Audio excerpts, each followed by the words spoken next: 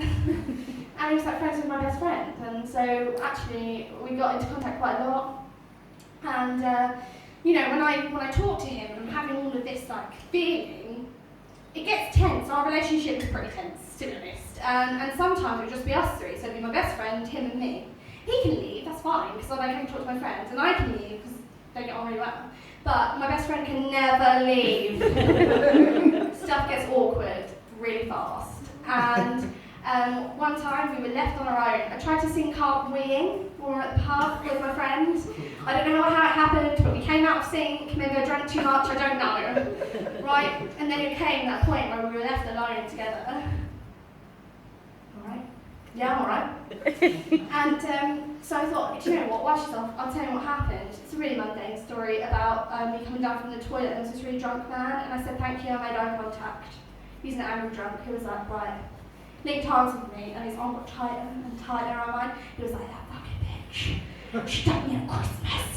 What kind of bitch is she? And I'm like, oh, shut up. I can't feel my hand now. Oh, that's terrible. That's really awful. Like looking around for anyone. And then we got to the bottom. His friend's like, oh, sorry, love. Like sort of prized him off me. And he's like, sorry, I was supposed to be looking after him, but I went out for a cigarette. I'm like, if your friend is so drunk that you have to babysit him, it's probably about time you took him home. And then he was like, no, it's all right. And then went out for another cigarette, and then I can see him just making his way over to somebody else. Let's go with him. So I was telling the story to him, right? And he's listening, and I'm like, oh, this is going well, you know, olive branch is fine, you know. And then he just looked me dead in the eye and went, tell someone who cares. After the first time in my life, I said the one thing I really wanted to say at that precise moment. It was clipped, it was concise. I just went, always knew you were a dickhead.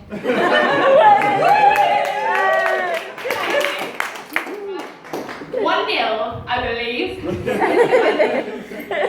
And then, like the crowd's cheering, there was fireworks, and it was glorious. Until he went, oh. I'm like, yeah. Oh. Yeah. Oh. Bring it on. Oh, fire! Right. I meant you should have said that to him.